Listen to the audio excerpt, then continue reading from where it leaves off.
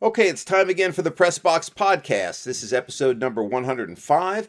It's our college football recap of week number 9. Lots of good football games of week number 9. The first college football playoff rankings came out. We'll discuss that as it relates to the top 25, and we'll discuss some of the teams that were surprise teams in the rankings and some that weren't.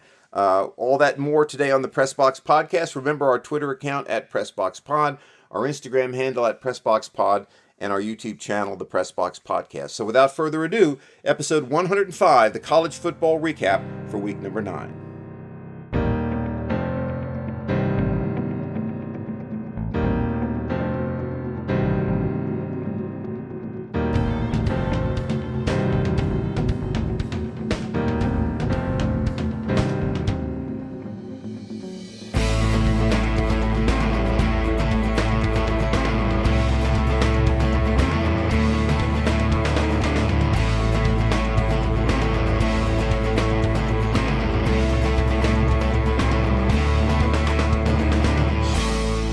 Okay, welcome back to the Press Box Podcast. I'm your co-host, Ralph Miranda. I'll be joined by our producer, Nathan Miranda, shortly.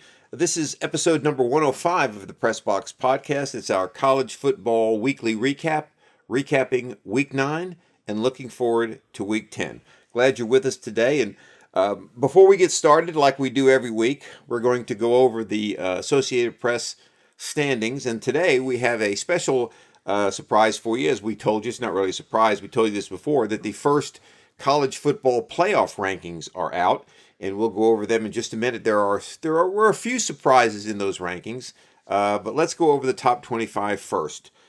Georgia remains number 1, undisputed, unanimous, 63 first place votes. Cincinnati's still number 2, Alabama is 3, Oklahoma is 4, no change there. Michigan State has moved up to number 5 by virtue of their comeback victory over Michigan last Saturday. Ohio State is number 6. They dropped 1 spot. Oregon remains at number 7. Notre Dame has moved up 3 spots to number 8. Michigan has dropped to number 9 after their loss. Wake Forest has moved up 3 spots to number 10. Oklahoma State is 11. They've moved up 4 spots. Auburn is number 12. They've moved up 6 spots with their victory over Ole Miss. Texas A&M has moved up 1 spot to 13. Baylor up 2 spots to number 14. Ole Miss has dropped 5 spots to number 15. University of Texas San Antonio is number 16, moved up 7 spots. Brigham Young is 17. They moved up 8 spots. Kentucky dropped 6 spots to number 18 following their loss to Mississippi State. Iowa is number 19. They dropped 10 spots after their loss on Saturday. And Houston is number 20. Coastal Carolina 21, Penn State 22 after their loss, SMU 23, Louisiana Lafayette 24, Fresno State 25. Okay, that's the Associated Press top 25. And as I understand it, that doesn't matter anymore, correct? That does not matter anymore. As far as the playoffs. That's correct. Do teams hang their hats on that, though, to say, like, we finished the season number 2 AP top 25, or no? Yes and no. Here's the way I see it. The way I see it is once the college football playoff rankings come out, those will be the rankings from here on out to determine who goes to the bowl games, the playoff games and the other bowls. But then after the season's over, the Associated Press comes back with the final top 25. So it carries a little weight at the end of the season. It carries a little weight, except the fact that it doesn't determine bowls. Correct, and it doesn't determine the number 1 team in the country. That's right. Right. Okay. All right, so that's the top 25. Now let's look at the first college football playoff rankings, which are very, very interesting, okay? Remember the top 4 in the AP top 25. Georgia was 1, Cincinnati was 2, Alabama was 3, and Oklahoma was 4. In the first playoff rankings that came out last night, Georgia is number 1, as was expected. Alabama is number 2. Michigan State is number 3. Oregon is number 4. Ohio State is 5. Cincinnati is number 6. Michigan is number 7. Oklahoma is 8. Remember, they were 4 in the Associated Press and undefeated. Wake Forest is number 9. And Notre Dame is number 10. All right, so let's just stop there. Some very, really, really interesting there that you have Cincinnati going from 2 to 6. Interesting story on that. After every Tuesday night when they reveal the new playoff rankings, the committee chairman, and I don't remember the gentleman's name right now, but he'll do a question and answer session with the guys on ESPN. Okay, when they talk to him about And when he was asked about Cincinnati, his comment was, their victory over Notre Dame was impressive, but he said, who else have they played? And the coach of Cincinnati, Fickle, his response to that was, has that guy ever played football? So there's a little bit of consternation going on there. Now, the bright side of this for Cincinnati is their number 6 ranking is the highest any non-Power 5 team has ever been ranked in the playoff rankings. But the flip side of it is they're 6th, which tells you that if the committee feels like they haven't played anybody, they don't have anybody left to play, right? So they're going to have help to get into the top 4, right? I mean, if you look at the top 4 right now, okay? Now you can say Alabama, they have to hope that Georgia beats Alabama, okay? And Michigan State has to lose, or one of these things have to happen. Either Georgia has to beat Alabama, Michigan State has to lose, Oregon has to lose, or Ohio State has to lose, right? Because if Alabama beats Georgia, both of them are going to be in the playoff, all right? And then you've just got 2 spots left. Well, who's to say that if Mississippi State loses, they don't keep them above Cincinnati? You mean Michigan State? What did I say? Michigan State. Yeah. You said Mississippi State. Yeah, I'm sorry. If Michigan State, let's say Michigan State loses to Ohio State. Ohio State finished the season with just the 1 loss. Correct. You say they don't put both of them over Cincinnati? It's very possible. If his case they don't play anybody, which is an accurate case, I mean, it's very possible. That's right. Yeah. I mean, I think. Or who's to say? Let's say that one of these teams like Oklahoma doesn't jump Cincinnati, or if Oklahoma wins the Big 12 championship, they don't jump Cincinnati. That's right. They'll be both undefeated. Or let's say that I find it hard to believe Notre Dame would jump them just because they beat Notre Dame. Right. Right. Notre Dame for Notre Dame. I mean, we'll discuss that later. But you're right. They wouldn't jump them. Let's take a look real quickly at these the remaining schedules. We've already done it for Cincinnati, but let's do it one more time. Cincinnati.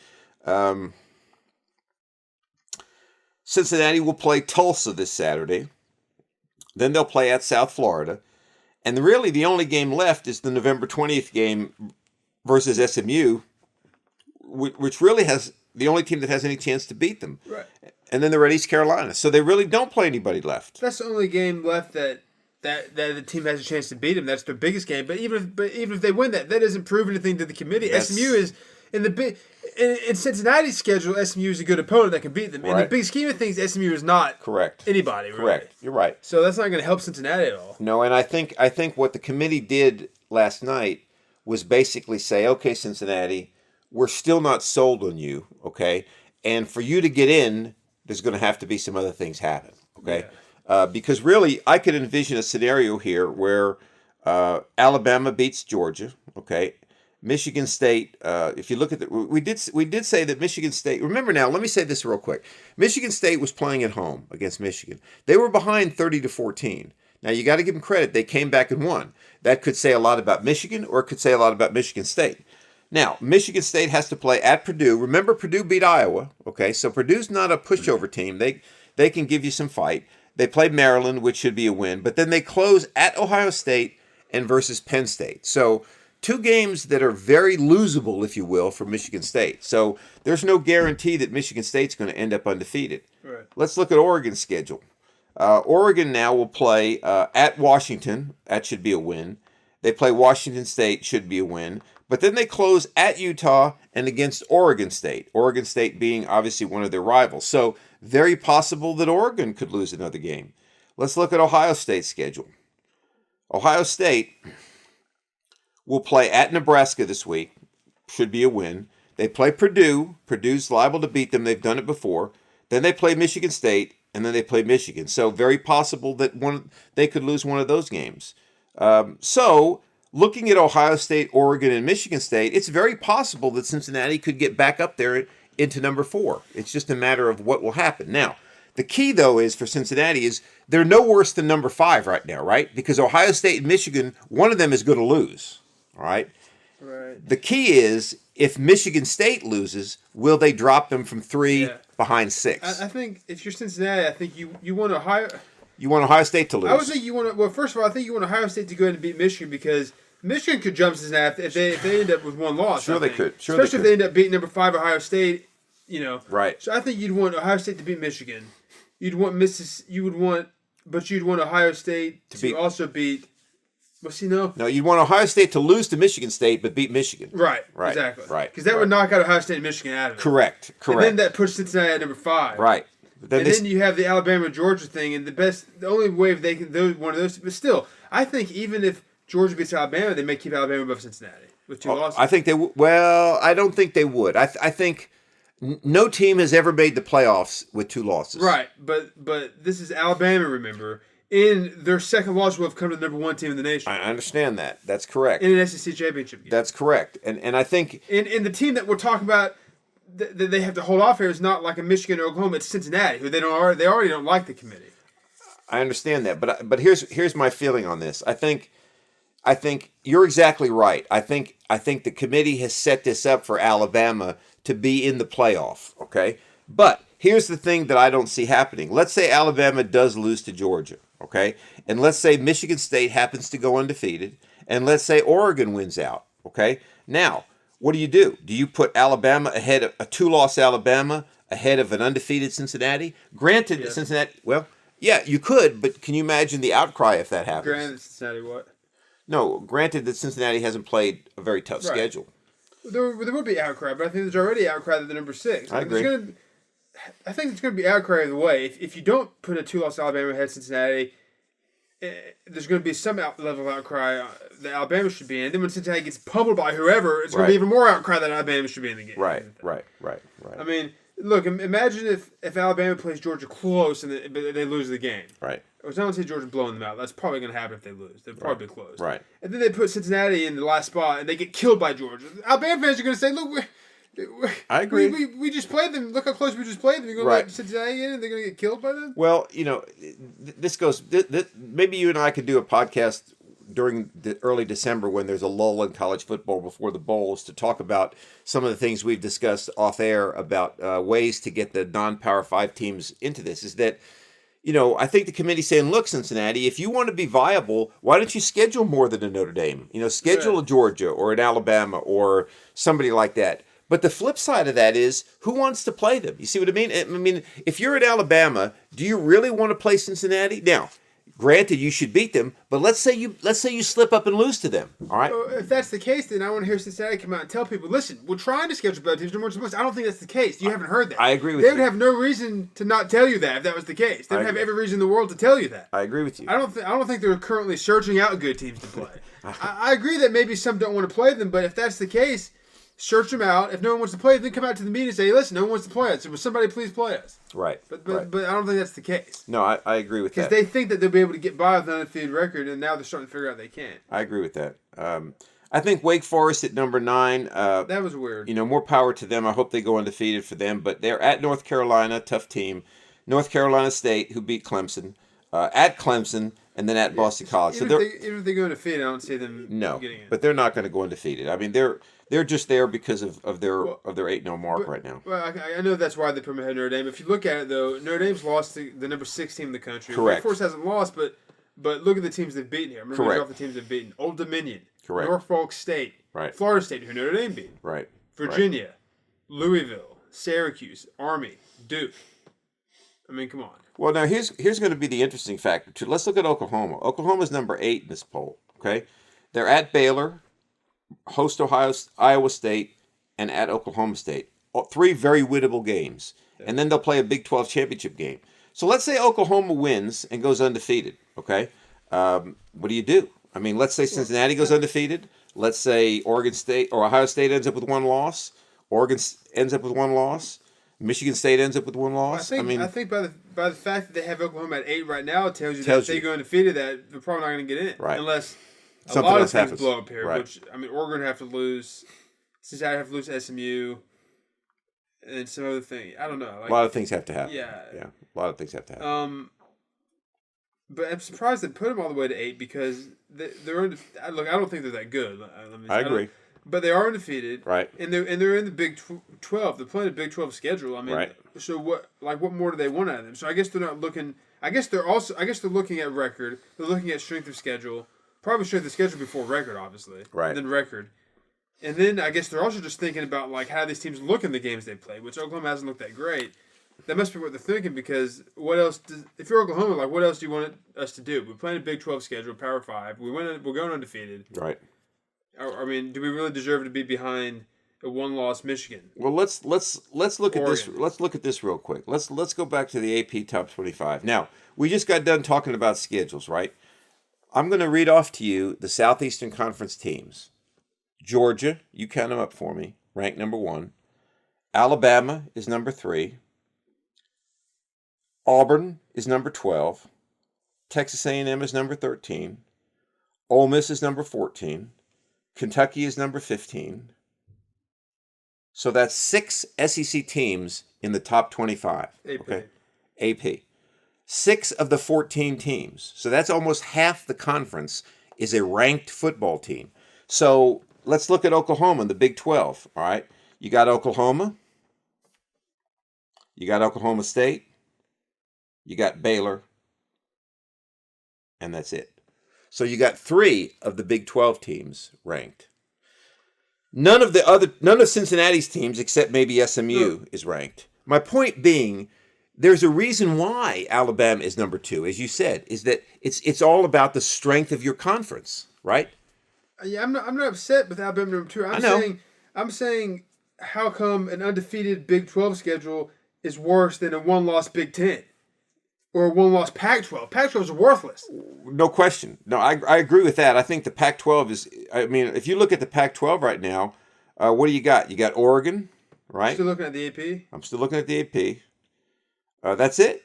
Oregon is the only team from that conference. Going forward now, when you see on TV when it says number 5 versus number 10, it'll be the playoffs. So Yeah, right. AP, but the reason I'm looking at the AP is because up till now, that's the only way you can gauge a schedule, is how these teams are ranked right now in the AP. Because the college football ranking is more just where the committee sees them, okay? So I'm just trying to look at, at the ranking. Oregon is the only Pac-12 team in the top 25. So, I mean, I just, let's look at the Big Ten, though. And then not only are they above Oklahoma, but they're 4 spots above them? Right. That's weird. It is weird. And let's look at the Big Ten, all right? They've got something to say. Michigan State, Ohio State, Michigan, Iowa, Penn State. So 5 of their teams, all right, are in the top 25. I think there's 12 in the Big Ten. I think there is, right? yeah. But my point being is, I think right now, the Southeastern Conference is still by far the best conference. But I think the Big Ten is a pretty competitive conference this year when you look at it. So I have no problem with Georgia and Alabama being up in the top 2. I have no problem with Michigan State being up there, or Ohio State. No. I have a problem with Oregon being up there. Right. We're completely missing this too, because we talked about it so much. Cincinnati undefeated, they think is better than undefeated Oklahoma. We just got done saying Cincinnati didn't play anybody. Right. The committee guys said they didn't play anybody. Right. Oklahoma's playing a Power 5 schedule. How come they're below Cincinnati? I agree with you. Tell me that. I don't know. Why don't they swap them? Why doesn't Oklahoma 6, Cincinnati's 8? Well, why is Oregon at number 4? They lost to Stanford. The only thing I can think of is because when they beat Ohio State, wasn't Ohio State? They were number 2 or 3 at that time. Still, doesn't matter. I mean, Oklahoma hasn't beaten you by that high, I guess. Right? No, they haven't. No, Oklahoma has not. That's true. Still, I don't know. It's just it's weird. It's very weird. I would like to sit down with them and say, "Tell me exactly what you're all looking." I think they just take it by case basis. I don't think that's like, this is what we do. Strength of schedule number 1, record number 2. I think they just kind of take it. How does it go? Do you know? Are they in a room, round table discussion? Yeah, they're in a round table discussion. That's exactly right. And I think some of these people have nothing to do with football, right? Like, correct. They're just like people. Correct. That's right. Wow, that's ridiculous. That's right. I mean, it's they're not even like. There are football people on there, but not all of them. That's right. So it's ridiculous. And I mean, I guess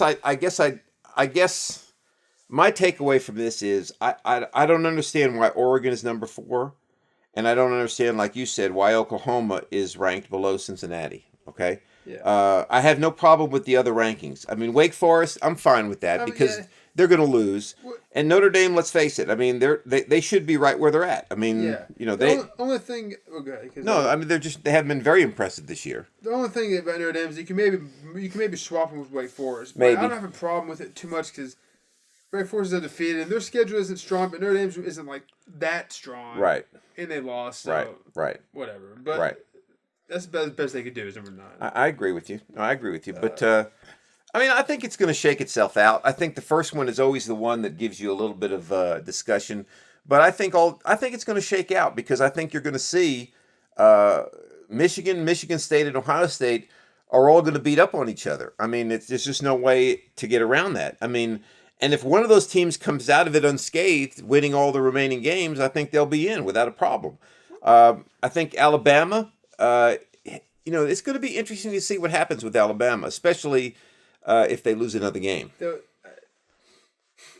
I think, assuming if they have 2 losses, assuming that second loss is the SEC championship and not before that, right? I think they're in.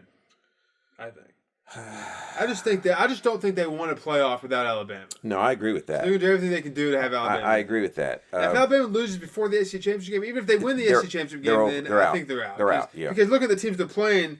It's just not going to look good to lose to. I clicked on the wrong team. It's not going to look good to lose to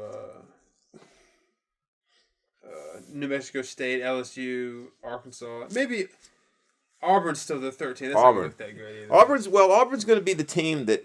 Where's that game played at? Real quick, do you have that? I lost it. It's at Auburn. Okay. Auburn's been known to be a thorn in Alabama's side, yeah. and I think that you're right though. If they lose another regular season game, they're done. Right. Because they won't even get the SEC championship. Oh, I didn't think of that, but that's true, yeah. Because if you look at the SEC schedule right now, let's go to Would Auburn be in it then, or what? Well, I'm going to go to that in just a minute here. Hold on. If we look at the SEC right now, Auburn would be in, right? Because they both have 1 loss in the conference. So if Auburn beats Alabama, they would play Georgia for the Southeastern Conference Championship. So you're right. If Alabama loses another game in the regular season, they're out. But if they get to the conference championship game, and assuming they lose a very close game to Georgia, it's very possible they could be in with 2 losses. Yes, I agree with that. So anyway, I mean that's kind of the standings. Let's look at the Week 9 scores real quickly. Probably the biggest game of the week was Michigan State and Michigan. Number 6 Michigan at number 8 Michigan State. As I said, Michigan State fell behind 30-14, and then just basically ran away with that football game. And the interesting thing about that game, if you look at the stats, Michigan State, K. Walker, I think his name is Kenny Walker, but I may have that wrong. 23 carries, 197 yards, 5 touchdowns. So he put himself in the running for the Heisman Trophy with that game. They're passing, not stellar, 19 of 30, 2 interceptions, no touchdown passes. But Walker was the key to that game, and Michigan State vaulted back from a 30-14 deficit to win that football game. So that was probably the game of the week in college football. Georgia and Florida, while it's always a marquee game, wasn't very big this year. Florida was unranked. Georgia pretty well handled them at 34-7. Ole Miss and Auburn was another key game. You had number 10 Ole Miss and number 18 Auburn. Auburn won that game 31-20. Probably the shocker of the week, even though it kind of went under the radar, was Mississippi State beating Kentucky. Kentucky was ranked number 12. They were undefeated at one point, lost to Georgia, and then ended up getting beat by Mississippi State, which really kind of showed you a little bit about Kentucky. And then Penn State and Ohio State. It was a good game. Ohio State ended up winning 33-24. But those were probably the marquee games of the week when you looked at it. And we talk about SMU, how they'll be tough for Cincinnati, but they just got beat by Houston. Right. Which, I mean, I don't think they... That also hurts Cincinnati. Right. But even if SMU didn't lose another game before they played Cincinnati, it's not going to help Cincinnati that much. Right. But I'm just saying, it doesn't look good for Cincinnati. No, I agree with that. It doesn't look good for Cincinnati at all. And I guess what I'm trying to say is maybe SMU won't be as tough as we think they would be. They could be for Cincinnati. Well, that's probably true. That's probably true. Let's look at next week's games. Now that we have a playoff ranking out, let's see how some of this plays itself out. Notre Dame plays Navy. I'm not going to get into that game. It should be a pretty easy win for Notre Dame. Ohio State plays Nebraska. Should be a win. Wake Forest and North Carolina. North Carolina is a good football team. I watched them play Notre Dame. They've got a quarterback that can run and throw. They've got some great playmakers. They could very easily beat Wake Forest. Let's see. Missouri's at Georgia. Shouldn't be a big deal. Michigan State's at Purdue. Now, that could be a trap game for Michigan State because if you look at Michigan State's schedule once again, I know we already looked at it one time, but if we look at it again, they just beat Michigan. After Purdue, they play Maryland, but then they finish with Ohio State and Penn State. So Michigan State needs to keep their heads about them because Purdue is very liable to beat them next week in a trap type game. Cincinnati plays Tulsa, shouldn't be a big deal.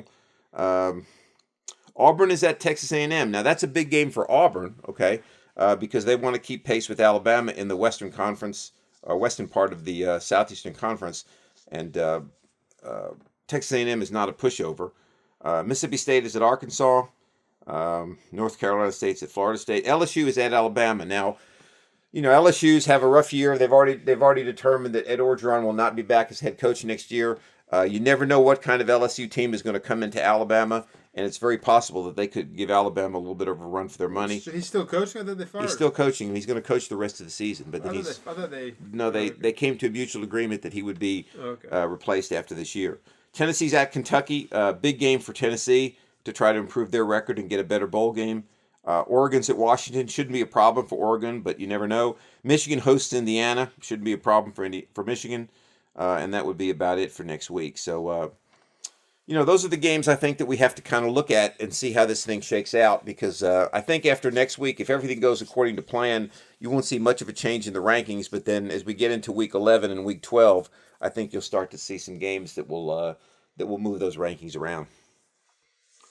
Yeah, I agree. But nonetheless, very interesting week in college football. We're getting down to the wire now. We have a playoff ranking out. We have, some teams that have pretty much set themselves apart. And, going over the standings one more time. I'm going to ask you this question after I give you mine, who I think the 4 best teams in the country are. I really think right now the 4 best teams in the country are Georgia, Alabama, Ohio State, and I'm going to say Oklahoma. And the reason I say that is because, they've struggled, but they've won. Okay. Do you think those are the 4 best teams? I think those are the 4 best in that order. In that order. Yeah, I think so. I don't want to slight Michigan State because they won a big game against Michigan, but they really haven't played anybody up to that game. Okay, so we're going to find now. My top 4 may change after the next few weeks, because if Michigan State gets through their last 4 games undefeated, they are definitely one of the 4 best teams in the country. But they've got some tough ones coming up. So right now, I've got to go with Georgia, Alabama, and Ohio State for sure. And then I would put Oklahoma at number 4, only for 2 reasons. One, they're undefeated, and I think their schedule is a little bit tougher. A lot tougher than Cincinnati's, but maybe a little bit tougher than Michigan State's up to this point. Okay. I would say my 4 in this order would be Georgia, Alabama, Michigan State, and Ohio State. Okay. All right.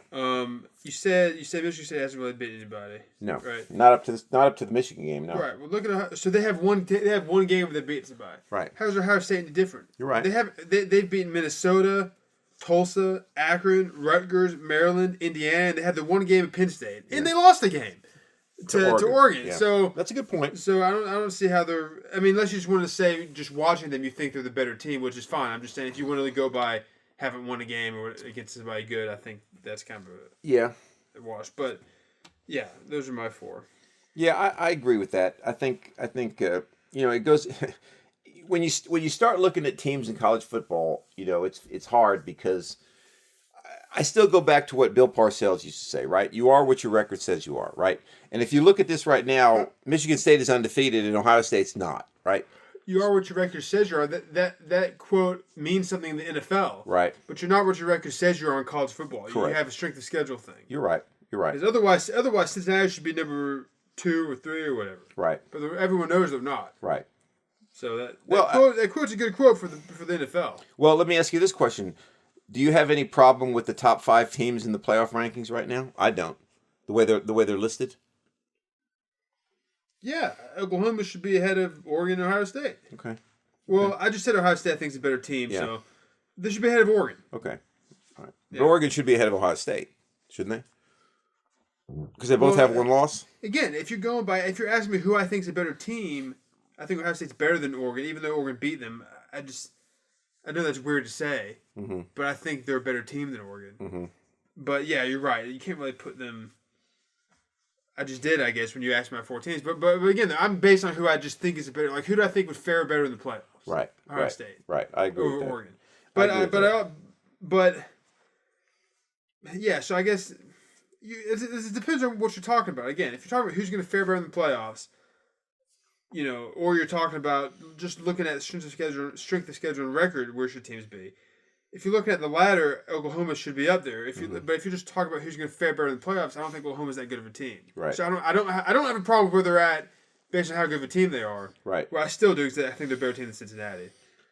But I just think there's two different ways to approach it. I mean, I feel like this ranking, just like my problem with all the AP rankings, is that it seems like they're trying to juggle two different methods of ranking people. Right. They're trying to juggle the method of, we just think this team is better. Right. And they're trying to juggle the method of, but this team has a better record and a better strength of schedule. You got to pick one or the other. Right. Well, I think too. I think you have to look at strength of schedule, right? I mean, that's got to be a factor. Like, let's look at Cincinnati right now. Okay, they've beaten Miami of Ohio, they beat Murray State, they beat Indiana, they did beat Notre Dame. They beat Temple. They beat UCF. They struggled with Navy. Okay, so if Notre Dame comes out this week and beats Navy pretty handily, I think that hurts Cincinnati a little bit. I mean, a little bit, because they struggled with Navy. And again, this is the problem with college football, because it's right. so weird. But if Notre Dame kills Navy and they end up running the rest of their games, there's a case to be made that they're a better football team than Cincinnati, even though Cincinnati beat them. I know that sounds weird. Right. But come on, who do you think is really going to play some of these teams closer, like Alabama and Georgia, Mississippi State? Notre Dame or Cincinnati? Right. Notre Dame's going to play them closer. They're not going to win. Right. Right. I agree with that. But it's so weird for people, I think, to look at it and see Cincinnati beat Notre Dame and they're below them. That's why I think the committee doesn't fully commit to this whole, we're just going to pick who we think is better, because they know how strange that would look. Right. To people. Right. But that's why college football is so ridiculous in ranking teams. Right. That's why you need, which maybe we'll talk about when we have an off week of football, that's why you need some better system. You need some type of system that I don't know. You need some system where you can purely look at record. Right. Is what you need. Right. I agree. And even if you want to expand the playoffs, you still have the same problem. You need a different setup of conferences and stuff like that. Right. Well, I agree, and we'll have a special show to talk about that, because I think there's got to be a way to separate these teams based on the fact that you can't compare them, because they don't play. Everybody doesn't play each other, and everybody doesn't play equal teams, right? That's kind of the situation that we're looking at in college football. So anyway, next week will be week 10. We will come out with a new top 25, a new playoff ranking. And as I said, week 10, we have a few games that are going to be interesting to see. I don't think we're going to have much separation unless we have some upsets next week. We could have Michigan State get upset by Purdue.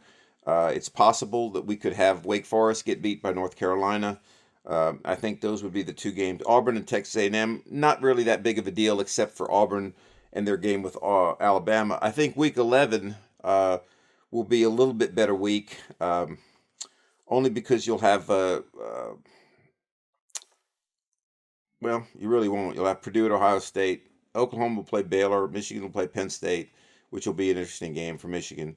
But I think the last week, the week of rivalry week, will be the week that kind of plays itself all out. When we start seeing some of those games come to fruition, we'll have Michigan State at Ohio State, Arkansas and Alabama, SMU and Cincinnati. So still a lot of football to be played. I think we'll see some separation, but nonetheless, we're getting close to the end of the season. We're getting close to playoff time, and I think it'll be an exciting time for all of us. Remember to hit us up on Twitter at PressBoxPod. As our Twitter account. We'd like to hear from you. Give us some tweets. Let us know what's going on. Who's your favorite college football team? What do you think about the first college football playoff rankings based on what we have just got done discussing? At PressBoxPod is also our Instagram handle. And then, of course, the PressBox Podcast is our YouTube channel with lots of great content on there as well. So for Nathan, I'm Ralph. It's been a great week, number 9 in college football. We will get back with you next week and talk some more about college football in 2021. Thanks for listening.